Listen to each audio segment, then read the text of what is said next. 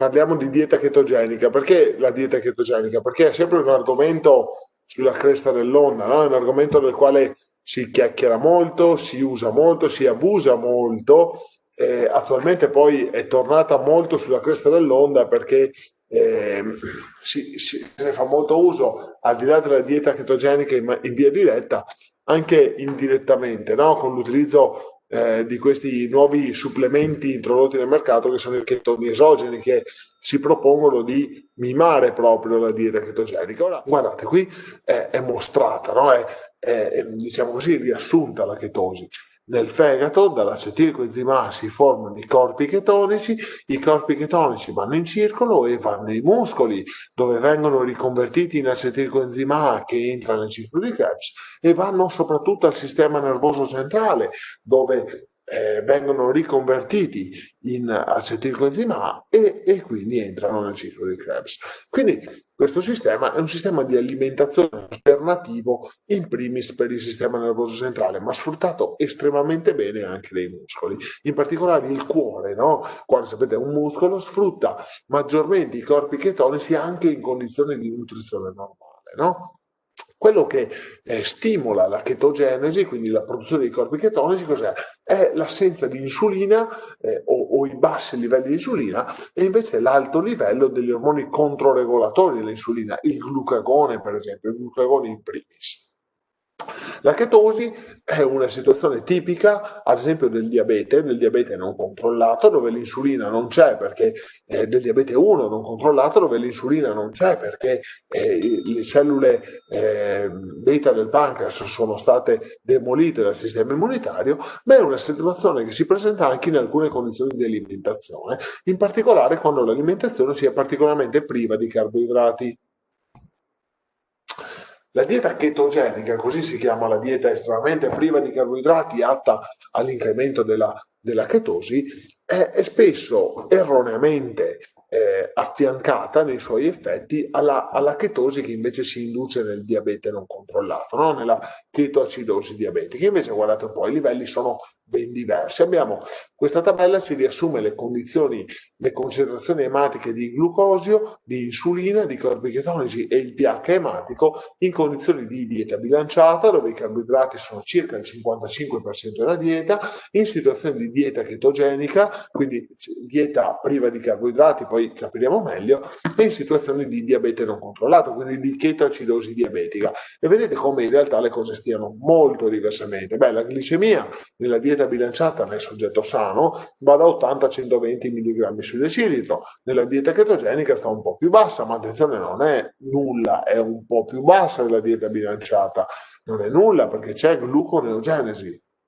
E poi c'è invece la chetoacidosi diabetica, dove la glicemia supera i 300 mg su decilitro, perché non c'è l'insulina.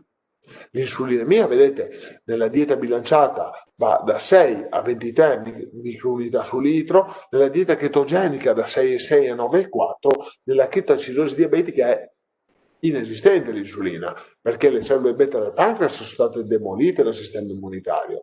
È questa bassa insulinemia della dieta chetogenica che induce la formazione di corpi chetonici. I corpi chetonici nella dieta bilanciata sono bassissimi normalmente, stanno sotto 0,1 millimoli su litro, 0,2, 0,1, 0,2, in esercizio crescono un pochino, ma sono sempre molto bassi. Nella dieta chetogenica arriviamo a 7-8, ma in realtà arriviamo a 7-8 millimoli su litro nella dieta chetogenica molto molto molto spinta. Poi vedrete che esistono varie tipologie di dieta chetogenica. Nella dieta chetogenica essenzialmente low carb, che non spinge troppo i grassi, stiamo sotto i 2 millimoli su litro. E nella chetoacidosi diabetica invece siamo sopra i 25 millimoli su litro, e questo causa un'alterazione del pH. Sapete che il pH ematico sta a circa 7,4 e può variare molto poco, da 7,35 a 7,45, poi i nostri reni, i nostri polmoni lo ribilanciano subito. Nella dieta chetogenica non si ha acidosi, e questo è un errore che spesso viene fatto. Quando si parla della dieta chetogenica si dice ha come effetto collaterale l'acidosi. No, non ce l'ha nel soggetto che ha i reni sani, perché c'è comunque un po' di insulinemia e quindi i corpi chetonici non salgono troppo, mentre abbiamo per una serie di cofattori nel diabete 1 non controllato un abbassamento del pH sotto i 7,3 o a 7,3, quindi si parla di chetoacidosi diabetica. Beh, gli effetti collaterali della chetoacidosi non sono tipici della dieta chetogenica. Andiamo a capire invece quali tipologie di diete chetogeniche esistono. Essendo la dieta chetogenica utilizzata a scopo curativo, l'obiettivo, quando si parla di queste situazioni, cioè dell'epilessia, delle patologie neurodegenerative e così via, non è quello di dimagrire, no? Come l'utilizzo che si fa attualmente della dieta chetogenica, ma è quello di incrementare i chetoni. E questo è una grossa differenza rispetto alla dieta chetogenica utilizzata a scopo, passatemi la semplificazione, a scopo dimagrante, no? E questa è una differenza così grande che cambia il tipo di dieta chetogenica.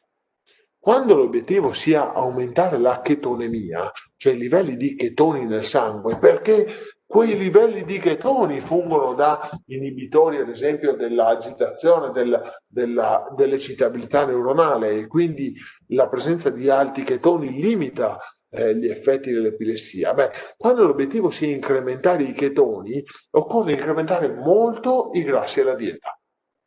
Ecco che si ha la dieta chetogenica classicamente usata nell'epilessia, che ha un 90% di grassi e bassissimi quantitativi proteico-glucidici, 6% di proteine e 4% di glucidi.